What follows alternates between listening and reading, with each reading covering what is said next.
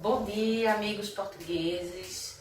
É com muita satisfação e alegria que a gente está junto com vocês, ainda que de forma virtual, na abertura dessa nova etapa da escola, junto com vocês aí.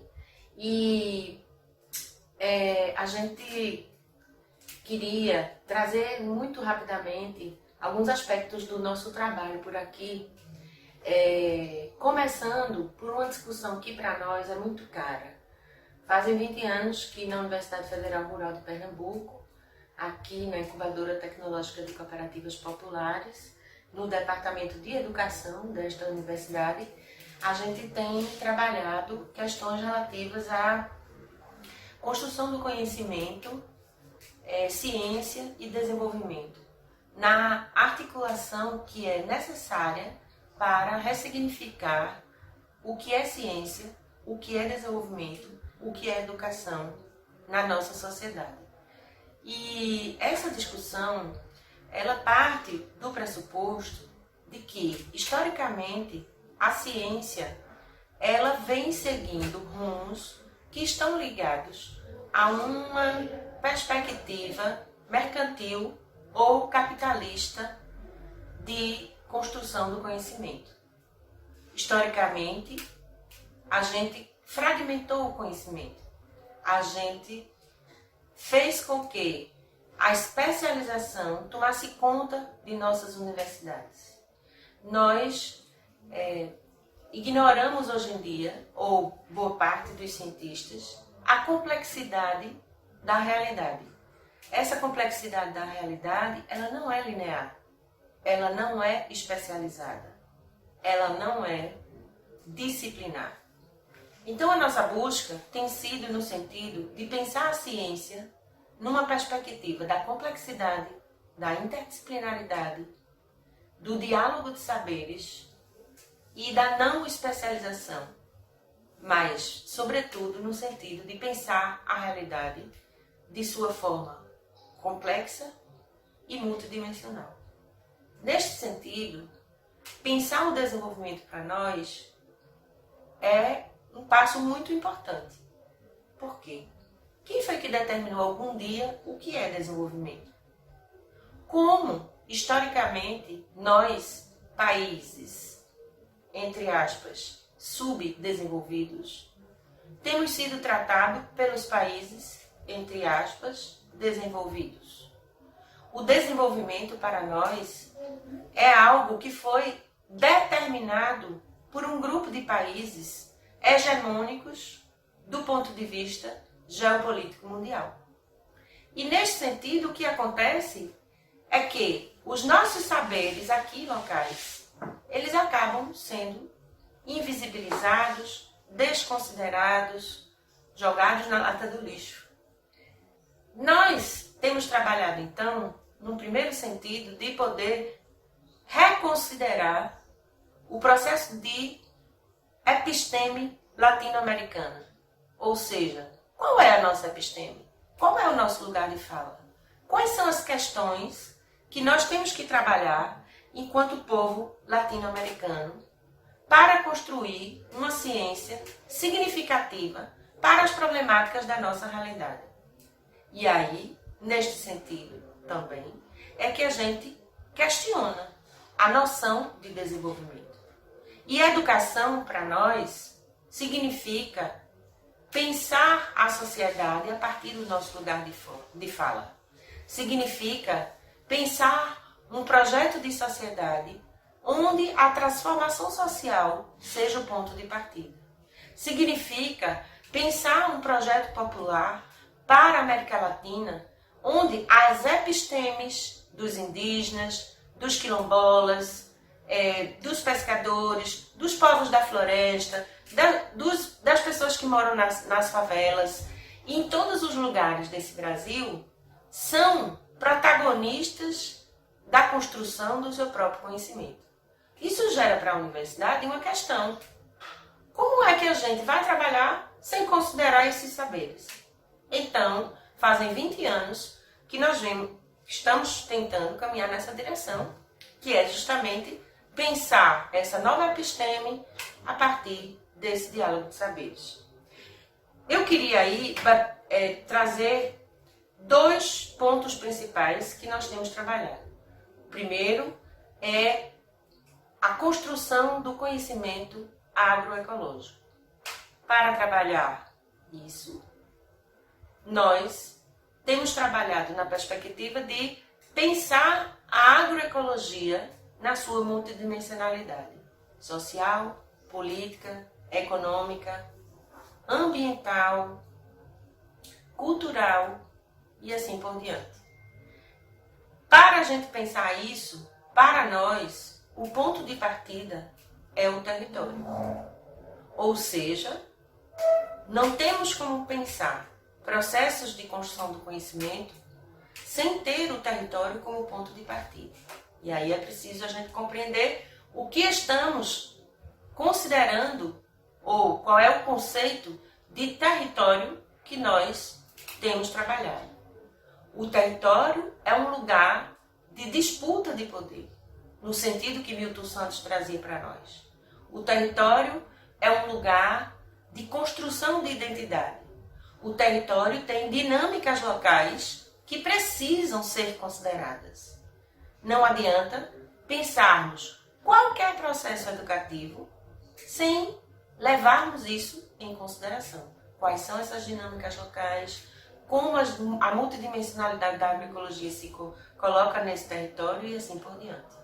Então, temos feito uma série de trabalhos ligados a essa primeira dimensão da construção do conhecimento agroecológico. Por exemplo, a Jornada dos Povos. A Jornada dos Povos reuniu povos de terreiro, ciganos, indígenas, quilombolas, que vieram aqui expressar quais são os elementos dos processos educativos que lhe importam e como que nós, universidade, podemos considerar isso. Um outro exemplo importante é a forma como temos trabalhado no núcleo de agroecologia e campesinato.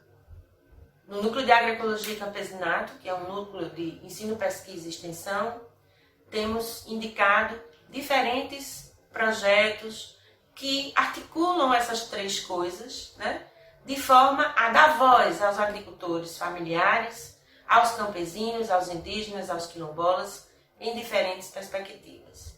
O trabalho no núcleo de agroecologia e campesinato gerou, a partir de agosto desse ano, muito recente, 2 iniciativas muito importantes, que foram o Bacharelado em Agroecologia e o Programa de Pós-Graduação em nível de doutorado em Agroecologia.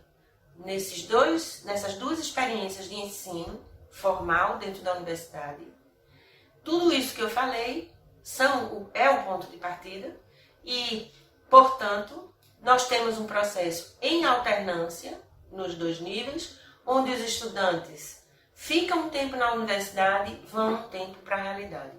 E na alternância, que é uma pedagogia própria, né, eles refletem sobre o diálogo de saberes. Eles pensam pesquisa e extensão de maneira articulada, numa perspectiva ou de pesquisação, ou de pesquisa militante, mas no sentido político de expressar o diálogo de saberes no sentido de construir conhecimento com estas pessoas. Um conhecimento significativo a partir da realidade.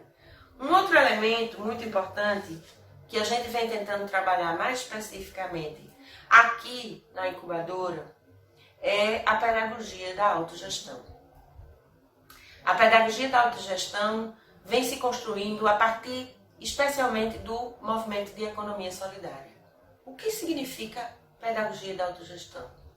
É um termo ainda em construção, mas que significa que, na prática, estudantes e docentes devem ser corresponsáveis pelo processo educativo. O que significa ser corresponsável?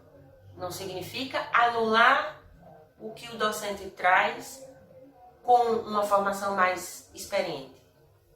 E nem tampouco o que os estudantes trazem com a experiência de vida deles.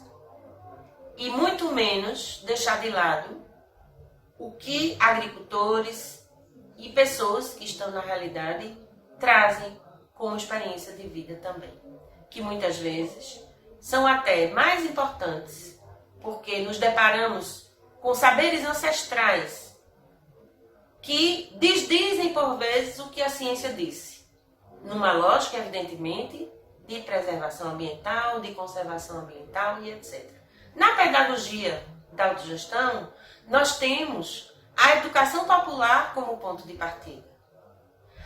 E aí, isso significa traçar uma estratégia política de transformação social com um projeto mais amplo que se conecta com a multidimensionalidade da realidade.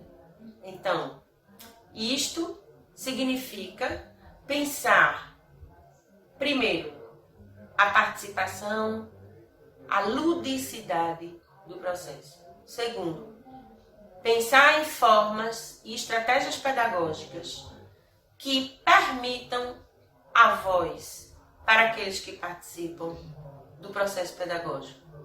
Terceiro, deixar evidente que é necessário pensar estratégias de construção coletiva do conhecimento, onde todos esses saberes dialogam. Para isso, é fundamental que a gente imagine formas de sistematizar esses debates, organizar os escritos nos mais amplos formatos, que podem ser poesias, vídeos, textos, enfim, fotos, né? Que registram debates, que registram construções coletivas do conhecimento, que não é mais nem o conhecimento da universidade, que não é mais o conhecimento das pessoas que estão na sociedade, mas que é algo de terceira ordem, vamos dizer assim, que é um conhecimento construído a partir desse diálogo, a partir dessa construção coletiva.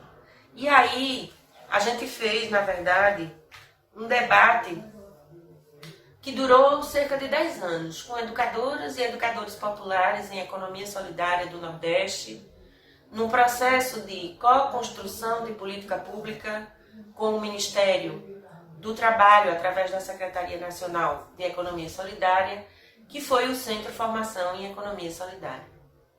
Para nós, trabalhar a formação em economia solidária significava, sobretudo, pensar isso a partir da realidade daqueles e daquelas que estão fazendo economia solidária na prática. Quem entende de bancos comunitários de desenvolvimento, a não ser as pessoas que estão lá na realidade fazendo bancos comunitários de desenvolvimento. Não tem doutor em Harvard que explique a dinâmica de um banco comunitário de desenvolvimento. Então, como que a gente... E isso se expressa, na verdade, em várias experiências, né? Não são só os bancos comunitários de desenvolvimento, mas os fundos rotativos solidários, as experiências coletivas de comercialização, de produção, de transformação, de reciclagem, né? Então, quem está botando a mão na massa é que tem esse saber.